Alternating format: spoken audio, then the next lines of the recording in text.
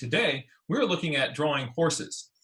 What we're going to do is we're going to be looking at drawing a horse not from sort of the static side view, but turned more towards you so that you're seeing part of the chest and the body going back in space. We'll also look at this kind of dynamic view here, the thing in reverse, where the hindquarters are closer to you, and that then the rest of the horse's body recedes in space. So we're going to be looking at what are called three-quarter views. So side, front, anything in here is three-quarter view. And what you'll notice is that most of what you'll see is most often animals are going to be in a three-quarter view. Because there's the full-on side view. The minute it turns even a little bit, you're now in a three-quarter view. And three-quarter view goes all the way until it is pointing all the way straight towards you, right? So what you want to do is to get comfortable with this whole range from here all the way to here. Otherwise, you know, you keep having to run around the horse every time it moves. Like, would you please get back to a profile? I want to draw a profile of you, right? But we don't have to be, so initially this is kind of spooky because like, oh no, like what's gonna be going on? But we're gonna give you some ideas that will help you kind of block that in and handle it. And that will make drawing horses, or actually any other big quadruped, so much easier. So that's our goal for today. While I've got my little pony up here, I'm going to jump over to this one, My Little Pony, right? What we want to do is actually, no, I'll come back to this little pony in just a second, but right now I just want to say I have a plastic pony. Isn't it cute? It's actually Amelia's. Thank you very much for sharing your teaching resources with me, Amelia. All right, so what I'm going to do is go for a screen share with you right now. And I am going to, let's draw. Yep. All right. Now, so we want the three-quarter view. Click. All right. Before we kind of start here, what I'd like to do is just pause and think a little bit about proportions of horses, because this is going to make a big difference between on how your horse looks. These the black and the little brown horse here in this picture, these guys are demonstrating something that is really, really important. Notice that the bellies of these two are about at the same height. Their bellies are about at the same height. So their legs from here down are roughly the same length at this point. A little bit shorter in this one, right? But look at the difference from where the back is. So the back is way up here, body way down here. What that means is that the proportions, the little one here is not just a small version of the big one, but the parts of its body are really different sizes. So what I'm going to ask you to do is take a look at these two and to decide, see if you can come up with a few specifics about what is different, what are the differences in the proportions of mama versus this one, or mama versus this one. And notice one thing, notice another. See if you can get maybe even 3 differences or more. Okay,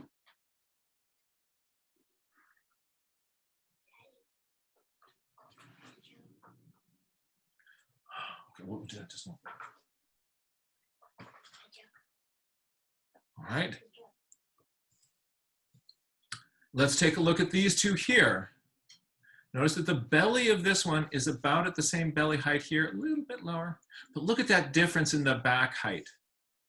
Are the differences that you noticed in the foal and the mare consistent from the previous slides?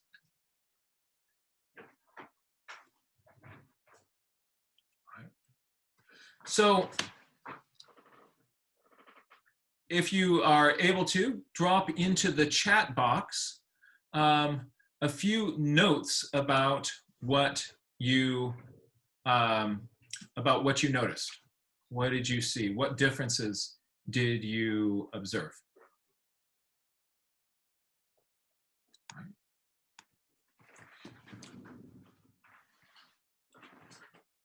Right. So one thing that people will notice is that the body length of this one, if you look at the distance from here to here, kind of the trunk of this, and compare that with this, on the foal here, it is a much shorter distance. So you've got your hips, you've got your sort of your trunk zone, and you've got your shoulders. Back here on this one, you've got your hips, your trunk zone is much larger, and then you've got your shoulders up here, right? So this distance here, right, on the adult horse, that's one thing to notice. You also probably noticed that the length of the legs relative to the body, right, here, if I take this length, right, and I swing it over here, right, those are pretty close. But if I take this length here and I swing it back this way,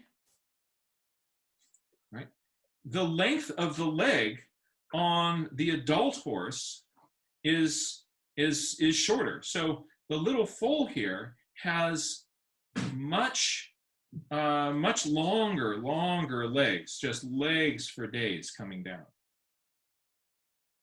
And also the size of the neck, the length of the neck and the size of the head are pretty are different as well. So the little baby here has a bigger head. So if this is a head length, let's kind of put that in here. Here's one head, right? Right, there's another head. Look at that. I mean, that's a big head. Let's try that with this one, right? There's maybe one head, there's maybe another head, there's, I know this is sort of wrapping around the head, so maybe, but if you look at the size of the head here on the adult, little junior here is got a much bigger head and neck proportionate to the body. So this got smaller, this got longer, and this whole area grew in size. So if you are drawing a horse and it looks a little bit too much like a foal, all right, then you are in, one problem may very well be just your proportions.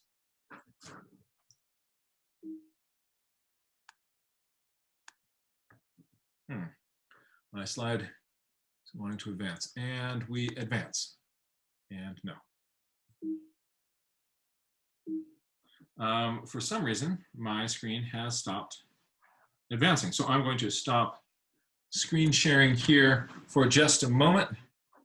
And we're going to just take a brief break.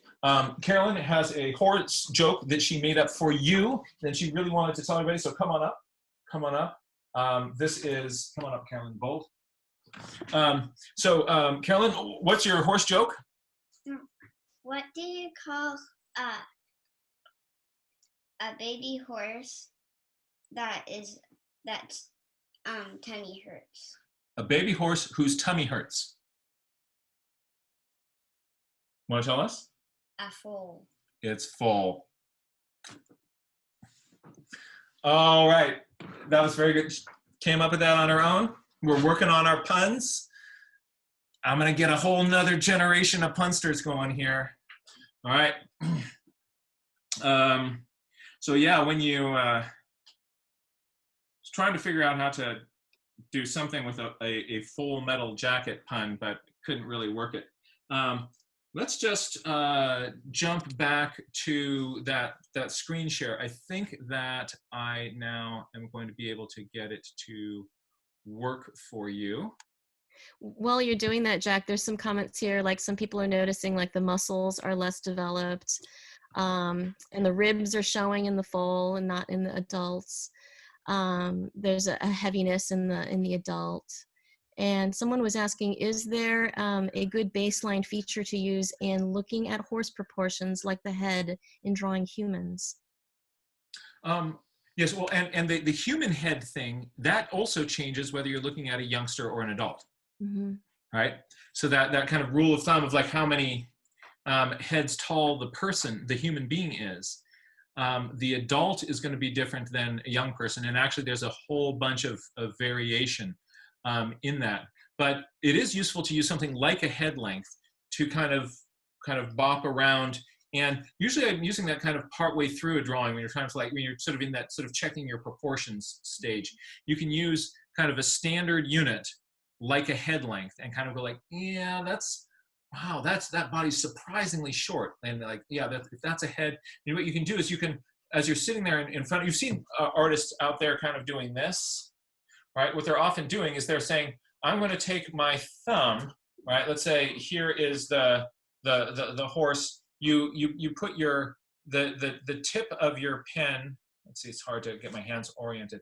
I need a bigger horse, right? You hold your arm at arm's length and you say like, all right, this is one head length, right? So you're out there, okay, there's one head length. And then you can use that to sort of measure different parts of the body. So when you see people doing this kind of artisty thing, that's what's up with that. They're looking out there and they're saying, all right, this head, yeah, the head length is like that, and then 1, 2, 2 plus 2.5 for my body length. Hey, Ivea's got a great pun for you here. Uh-oh. You guys are so full of it. She said, where do horses go when they get sick? Oh, where do horses go when they get sick? The hospital! Bingo! Okay. This is going to get dangerous. We do want more bad horse puns in the chat, so work on this during the... actually, let's make that kind of part of the way we roll. So for future things, anytime you come up with a good topic-related pun, drop it into our chat, and it will make these workshops even more dangerous. So let's go here to that horses slide again. There we are. All right, now the three-quarter view craziness begins. And what I want to do, special thanks to all the photographers whose work I have ripped off to create this video. What I'm going to do is I am going to have you notice that, oh, hey, I don't want that. You're supposed to be my annotation tool. All right, supposed to be able to draw with you. Yeah, there we go. All right, the body, we're going to divide the body into 3 big sections. The upper chest area, the trunk, and the hips, right? As essentially what we're doing is we're making 3 overlapping spheres. The first one you're going to see all of, the next 2 are partially hidden.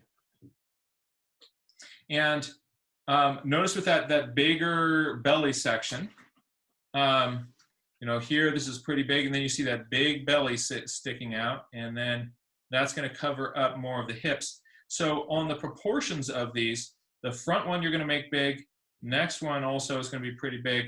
The back one will tend to be a little bit smaller, kind of tucked in there.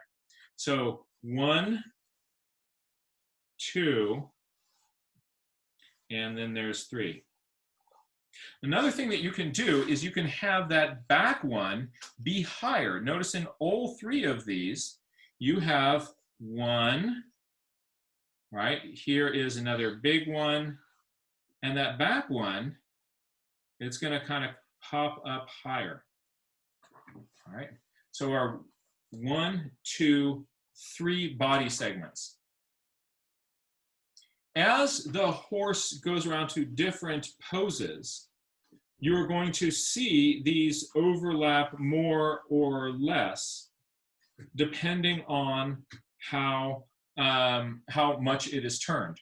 But the really useful thing, really useful thing to do is just to have these 3 big sections in mind. Look for those. This is going to really help you block in this body. We're going to kind of get a little bit more detail with kind of how to put in details of this part here and this part here. The middle part is much more kind of like you can think of it like a little sort of rounded tube.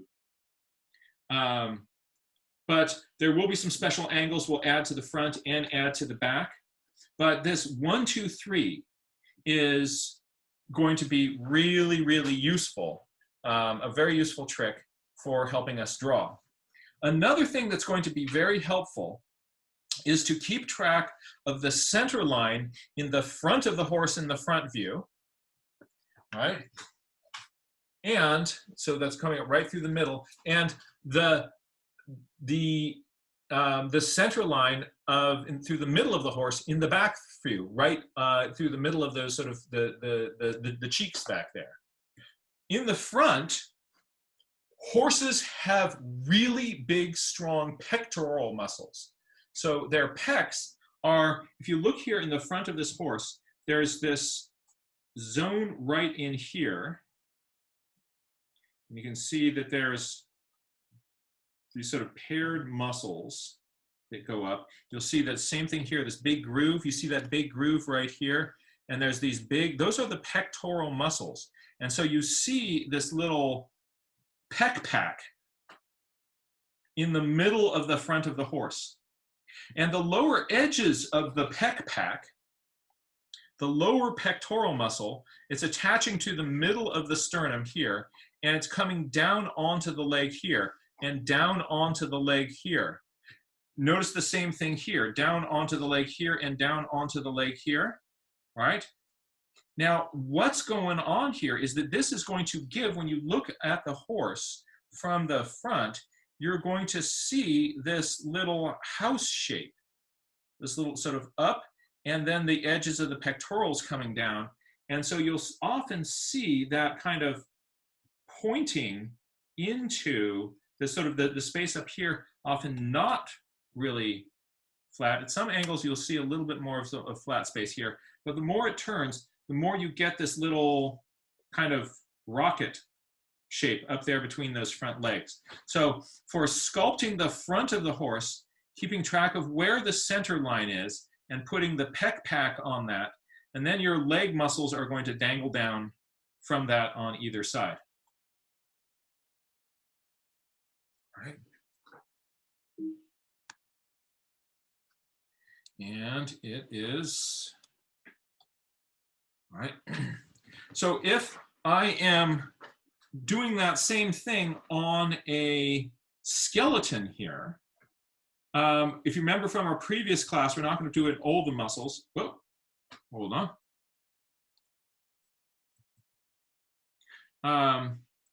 We're not going to do put in all the muscles, but remember there's that big ligament that went between these processes on the spine and the back of the skull here, right? We had massive muscles that went between the shoulder blade and the upper arm here, all right? So there's this big muscular area in here. We had a few other muscles kind of coming in like that, right?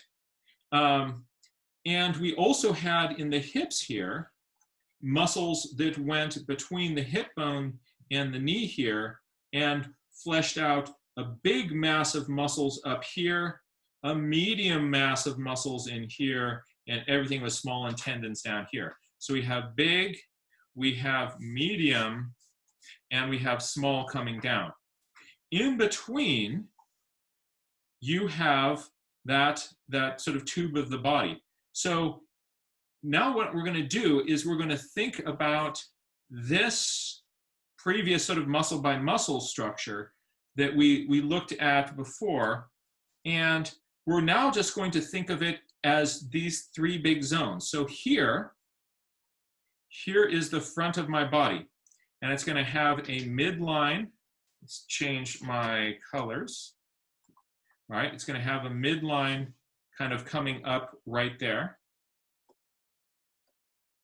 I'm going to have my body bump, and I'm going to have my hips sticking up higher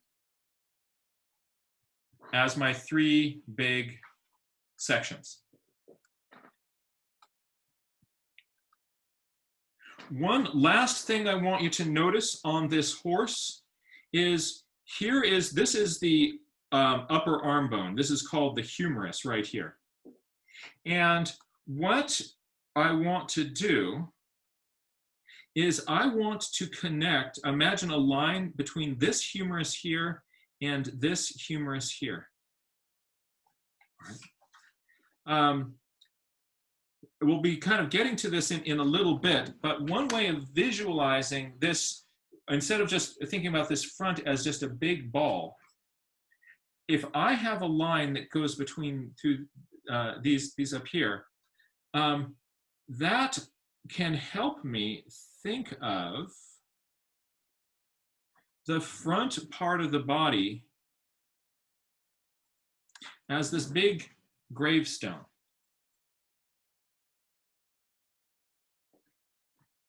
See what I've got there? I've got this sort of flat between these two bottom, the shoulder points here as that corner, kind of go back here. And I actually can put in, here's the underside of my gravestone. I'm going to change colors.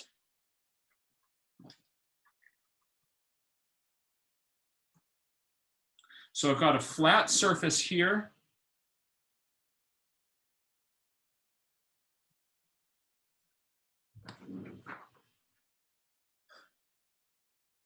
All right. Thinking of the upper body this way, that's a trick that I picked up by looking at the work of Joe Waverly, who wrote the Joe Waverly Guide to Drawing Mammals. He loves this sort of tombstone effect in the upper body. I think it's a very good visualization. It's a very good strategy, and I recommend people check out his work and his books. They've been helpful to me. But that sort of thinking of that front sort of as the tombstone, you're gonna see in a moment that's gonna be a really helpful and useful visualization.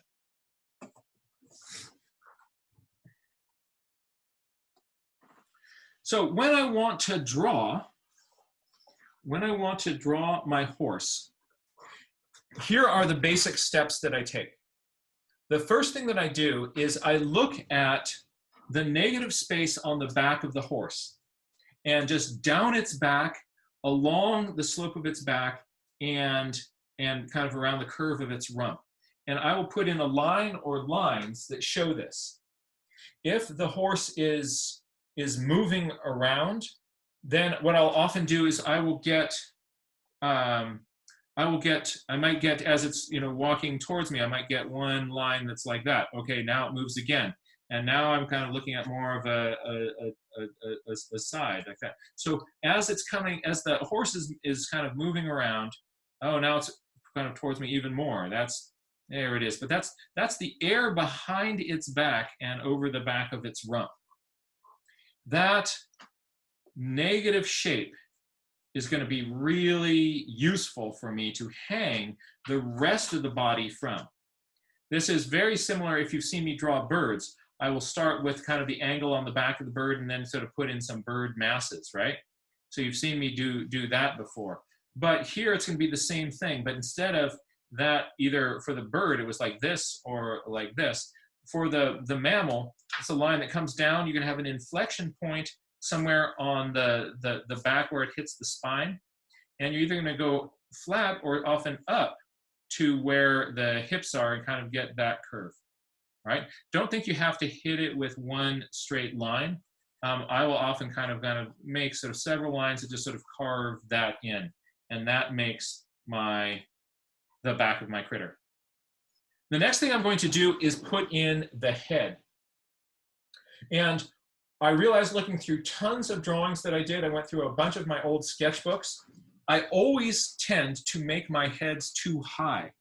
So now what I do before I put in my head is I visualize the height here of the back, and I look at how high above that my head is. Sometimes my head is right here in line with the back. Sometimes it's a little bit up if the horse is raising its head.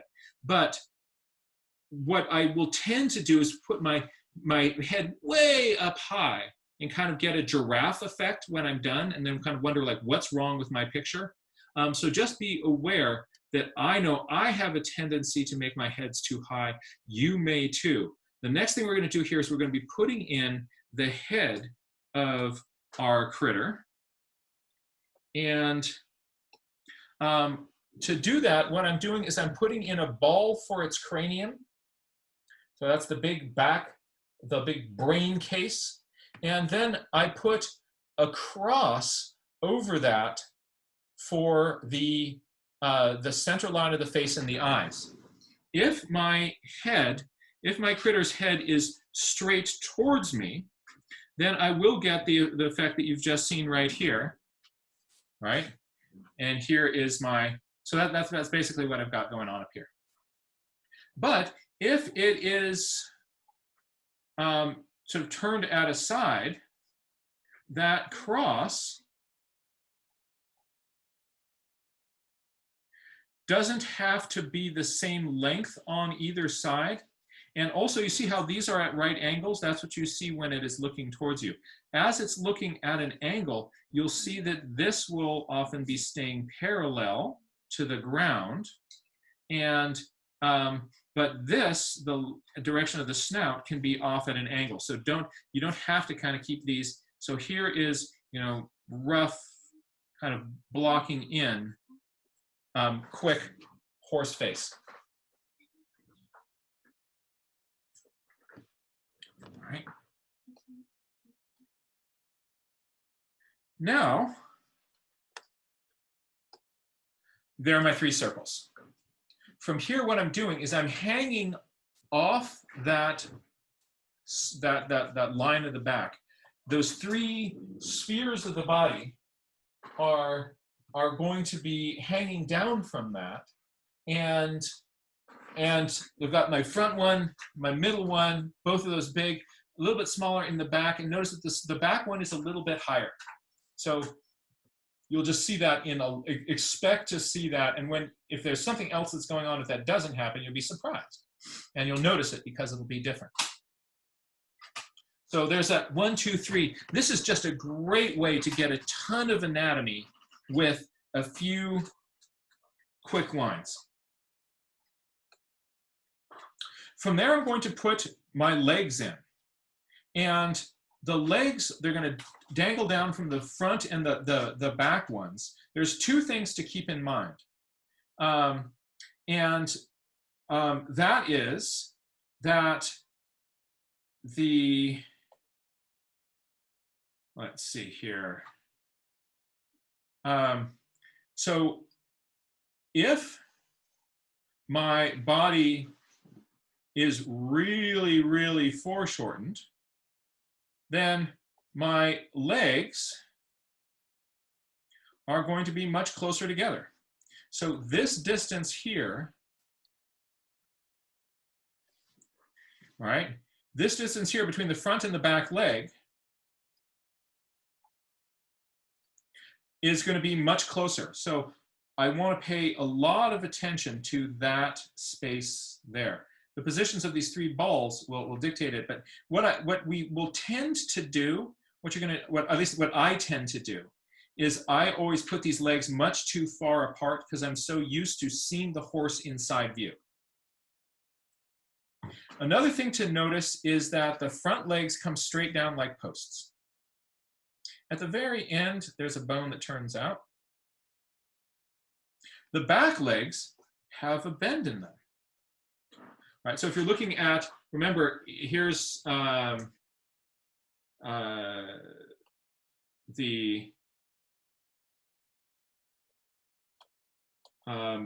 here is the hips of the animal.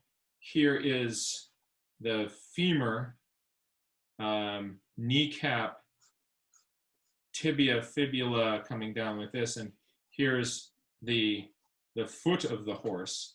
So what this part here is all bound up with muscle, and this part here you see kind of sticking out the back of the horse. Now here's the crazy thing. Notice that on this back leg, so the back leg, you've heard me probably say this before if you've seen some of my other mammal things, the back leg is a spring. The front legs are straight, flat supports. However, in the 3/4 angle, this leg and this leg are going to be turned out pointing more towards you. So you will often see a big side view angle of this leg and a front view of this one. And this will be inside, and this one will be front. So where this foot kind of tips out, you're not going to see that in this because this leg is now pointing straight towards you. So that's a really weird, unexpected thing about the 3/4 view angle. But if you're looking for it, you'll see this, and you can drop this into your pictures. So yeah, the front legs are straight, the back legs are a spring, but on the 3/4 view picture, this leg here is going to look straight because it's pointing towards you. Crazy town, right?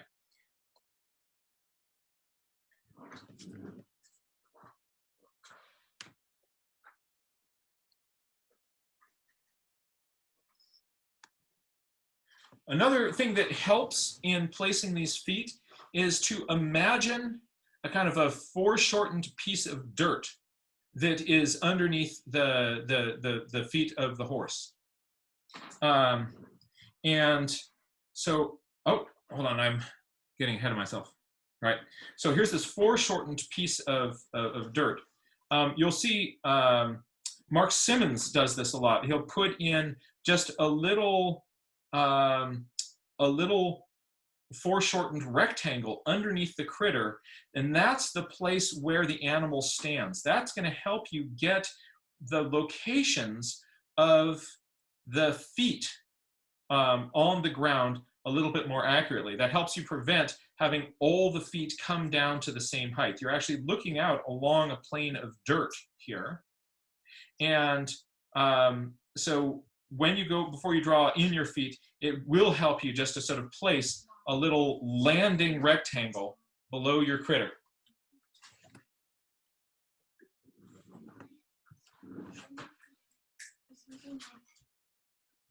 Let's not do anything that causes it. Let's put this out for now. All righty.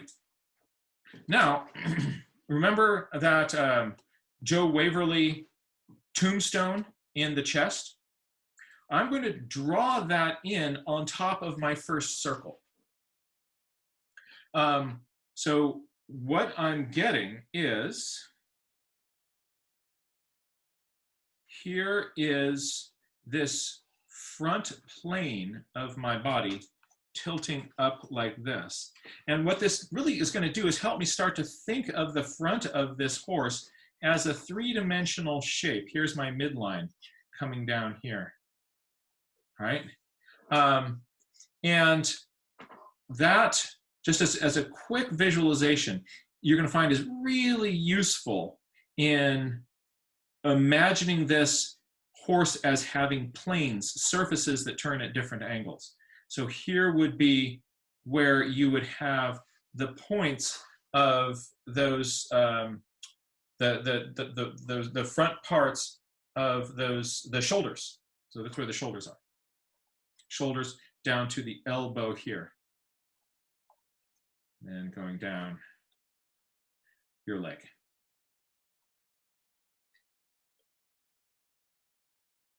In the back, what Waverly does is he imagines that as a box. Right? And you're going to find that the hips are tilted back. And to help you kind of get that sort of tilt of the back of the hips, there will be, it's useful to sort of to think of this for a couple of reasons. One is that there are hip bones that kind of have corners like this in them, and so you'll if you kind of sort of visualize that box, the body you'll get some very useful landmarks up here on the top part of your horse.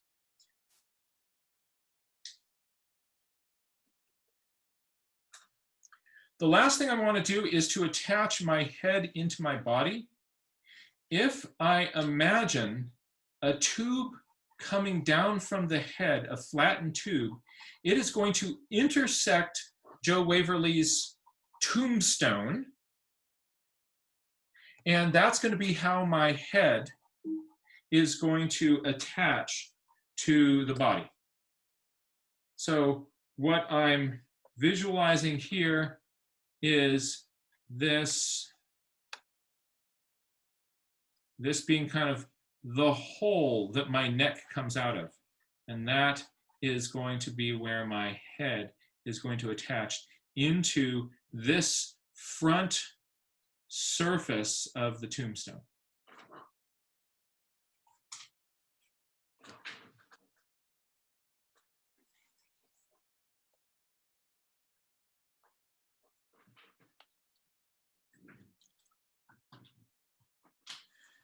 On top of this, we're going to start to draw your horse. And much like the how to draw an owl meme, this next step is going to be a big step. But what we're going to be doing from here is drawing your horse on top of this frame. I know, big jump. Like I could have used a few steps in between this and this. Right, but we're going to be kind of getting at that a little bit backwards. What I want you to see here, though, is how this framework supports a reasonably proportioned horse.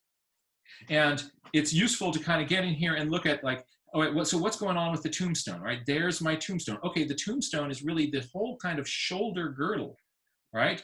And here is the point of the shoulder here. The other point of that shoulder would be right in here. And these legs are then attaching up on the bottom side of that tombstone. Oh, here is the middle of my pectoral muscle kind of coming up there. Oh, okay, I see what's going on.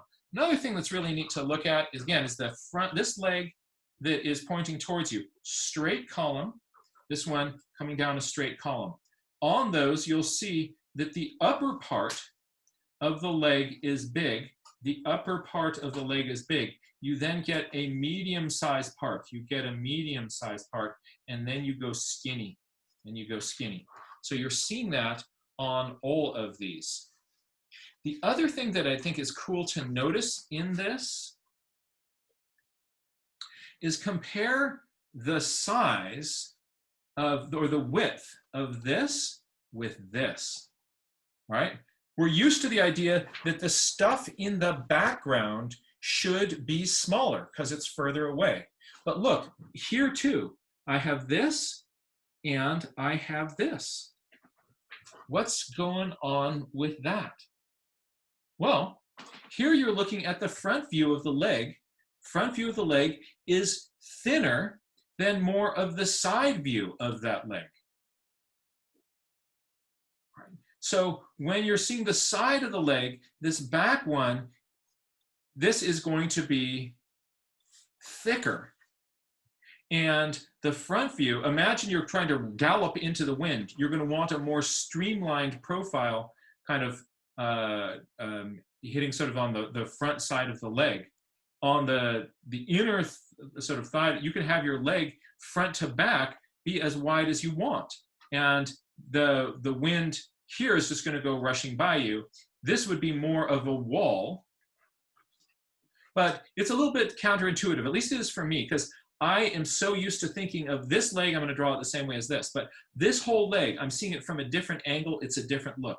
Same thing here. This whole leg, even though they're both straight, here I'm seeing side. The other thing that's cool about the side is look at this, right? Here are my toe bones sticking out like this. These toe bones are doing the same thing. But oh, it's all lined up because it's more of the front view. Isn't that cool? So this just starts to make some horse sense after you kind of begin to put these little pieces together.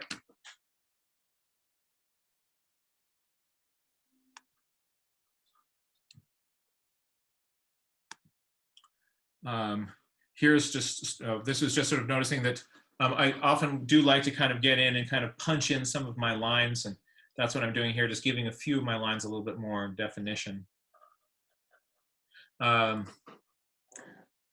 So let's now take a look at these three horses and just go back and forth between them and notice, let's just sort of notice a few cool things.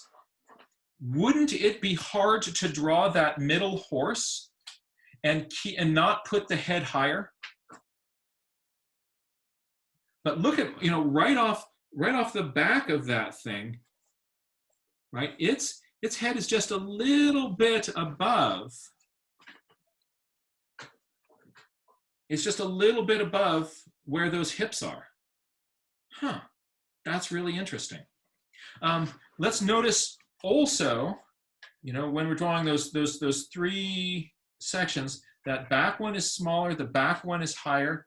Look at the front view of this leg here, the side view of this one here. Look at how much thinner this one is than this one. This one here, you have this whole muscle bulging out here, right? Look at this, the difference in the middle one and this one right over here. Look at that. I mean, this just looks really Schwarzeneggered out. I think that's the extensor carpi radialis muscle that is kind of sticking out there. And then it goes all the way down with a giant tendon, but its meat is up in there. And in this view, that muscle is sitting right in there. So it's not changing the profile of that leg. Let's look at those pectoral muscles in the front and the little house. Here's the little house. Do, do, do, do. The house between the legs, right? Here's my little roof. Sometimes there's a little flatter part on the top of the roof, but look at this house.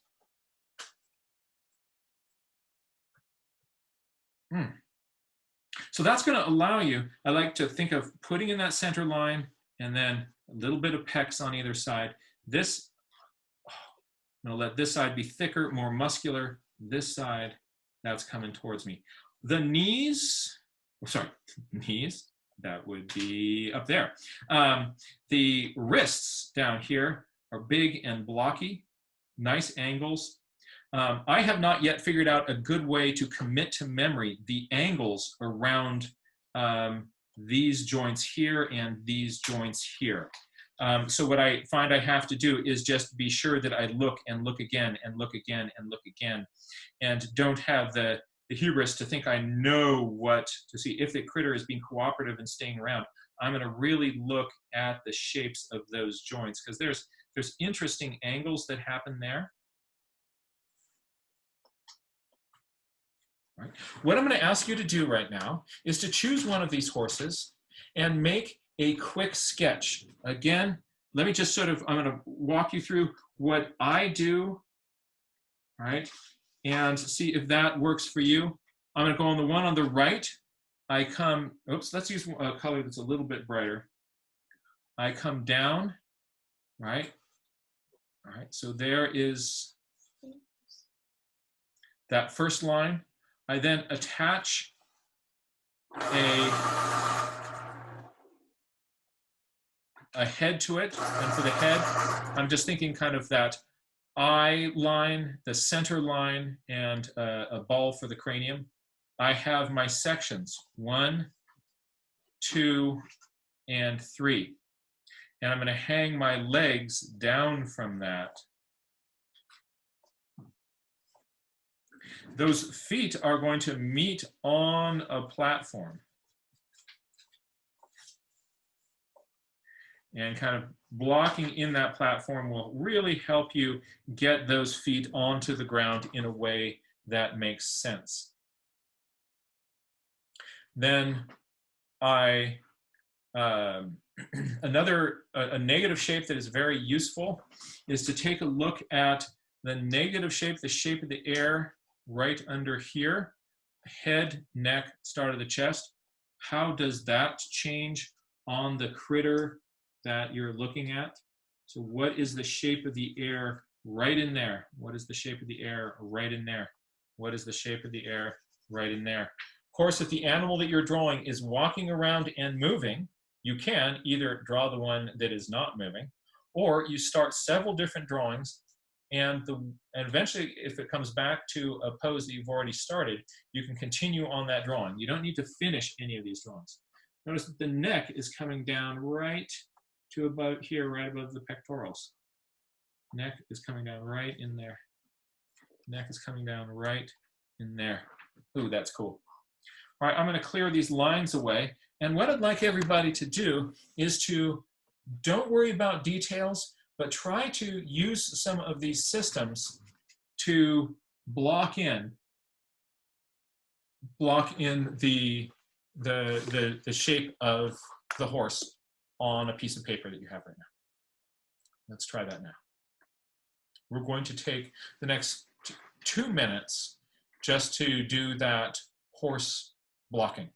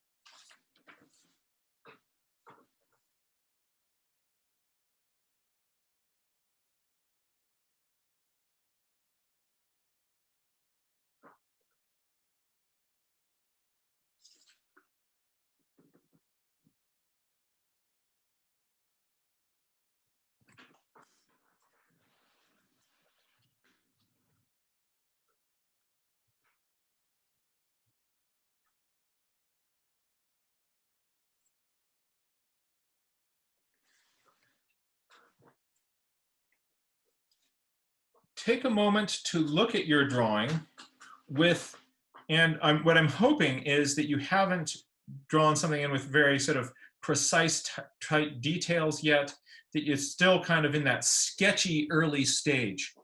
Because if it is still in that sketchy early stage, you're actually in a position to find and correct problems with proportions. The minute you get in there and you start to draw in any details on these guys, your ability to block in those, to change your proportions disappears. So for instance, did you make your head too high?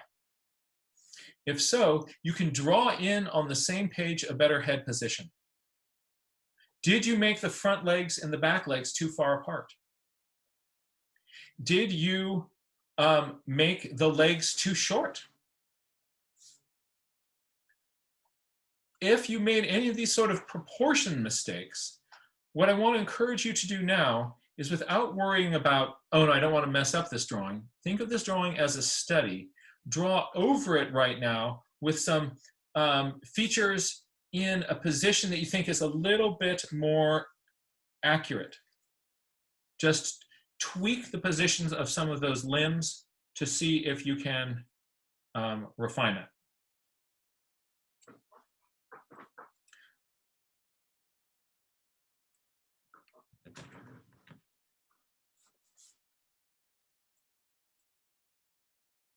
And And the horse is about to ramble away back into the barn. It's feeding time, and there it goes. Oh, I just wanted to bring this little cutie up here,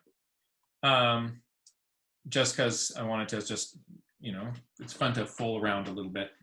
But look at this back leg. Look at the back legs.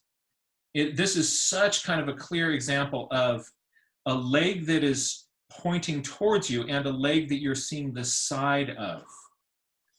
You're going to see this again and again and again and again. You start looking for it, you're going to see this everywhere, and your three-quarter view critters will start to look much better. So otherwise it looks like the limbs are kind of, the critter sort of on skis. Those back legs, they're actually slightly pigeon-toed. They're pointed out a little bit away from each other. And that's what gives you that straight leg and that bent leg. Oh. The same process is going to go on when we're looking at our horse from behind. The only difference is that we're going to be seeing the close leg now. Now your center line is going right over the rump and down the middle. Excuse me, horse. Right. And you'll see that you can actually see as you go over these gluteal muscles, there's a little bump. You're changing your angle there as you're kind of going over that. So now you have your one big section, second big section. Remember, the hips used to be small. Now look at how the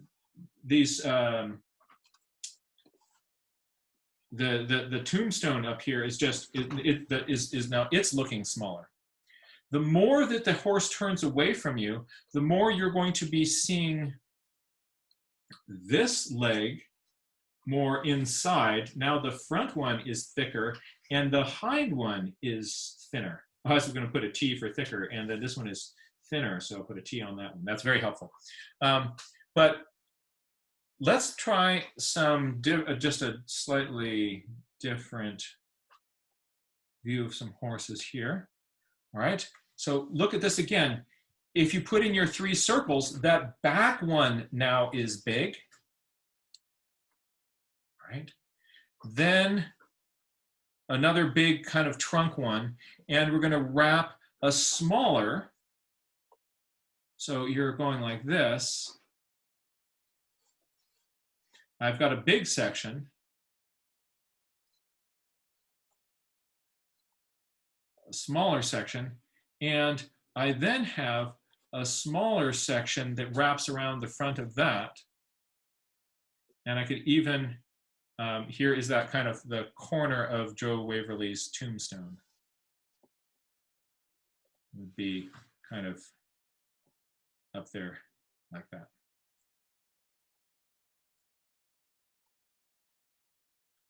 So big with its center line, medium, or also, sorry, big, and then I'm going to have my small version here. Notice how on these, what you're seeing with what is the thick leg and what is the leg that is pointing more towards you is reversed. These back legs are slightly pigeon-toed, so this far leg is now pointing more straight towards you. You see less of the curve and it's less thick. This one on the side here, right? I've got this big muscle sticking out here, right? I've got more of the bend, the angle. This one is coming down more straight. Notice how thick this part of the leg was. So that's exactly the opposite of, remember, in the one they're pointing towards us, we were seeing big on the far side. Now we're seeing big on the side that is the closest to you. So those same principles apply. For one last thought here before we close, for moving your head around, I'm going to follow this up here. So here is my sort of my shoulder blade and arm muscles wrapping around the side here. This point right up here is where the horse, remember that spine, the bone that came up the middle of the back? So the head is going to, from there, is either going to be coming up or down from that point. So even when the head is down, that gives you this little bump here. So in the head up pose, that's here. So it's going up. If this horse, in the same position, put its head down, from here, its neck would be coming down from this high point up in here. So as you're, just be aware, as you're seeing up in here, as you're seeing up in here, you change colors so that those marks can show up. So this point right up here, this point right up here, that's that spine of bone up on the back, and the head is going to be moving from that position.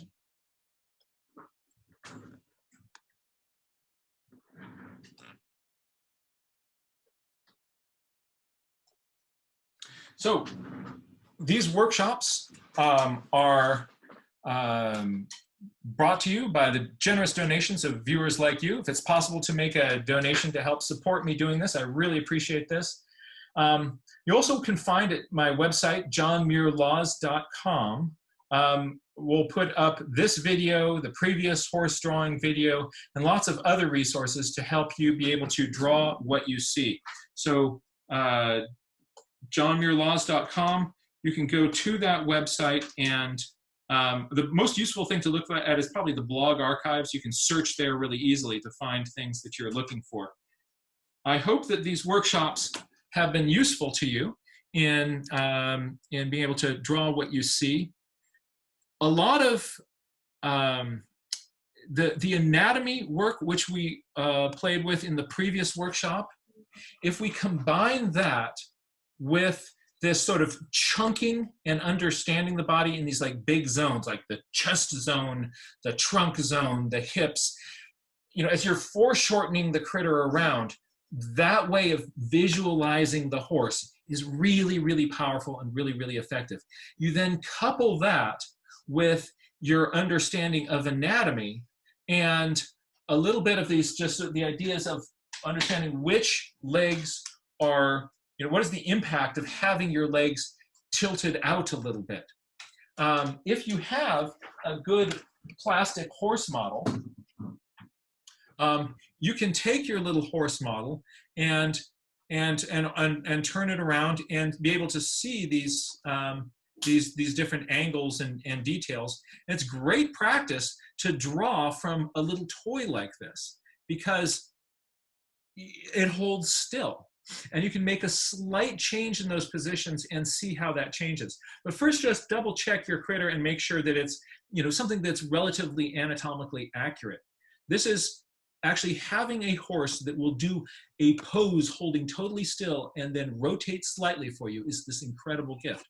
And you can do that with your little plastic toys very, very easily. So if you have young ones in the house and they like horses, go play with their toys. Also useful, this one. Also useful are things like this because they're soft. So I hope that this was a lot of fun for you. You've got some new strategies. I've got some homework for you because there's a number of different ideas in here and I really want you to play with them. What I would like you to do is to go online and find photographs of horses in these three-quarter positions from the front and the back. And you're going to do 5 horses, and you get to pick which ones are front, which ones are back, but at least one of them should be front and at least one of them should be back. And for the rest of them, you get to pick. And you don't have to spend a lot of time on all of these drawings. So I'm not saying that each one of these, you're going to spend 3 hours drawing a horse. No, no, no, no, no. You can take, you know, 10 minutes to just block something in. Boom, you're out of there. That counts as one. But especially that part of, and also don't take 3 hours doing one drawing and go like, I spent so much time doing that, that must count for doing 5, because it doesn't. Because what you're missing there is that critical part of blocking these things in at the start, right? So we want to block these critters in, and that's going to help you be able to be able to draw them the next time you see them gambling around in the field.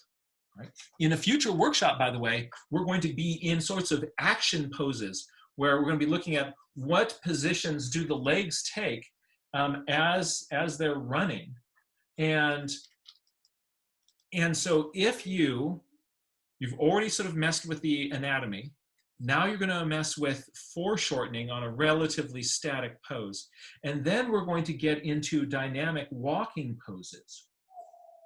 Right?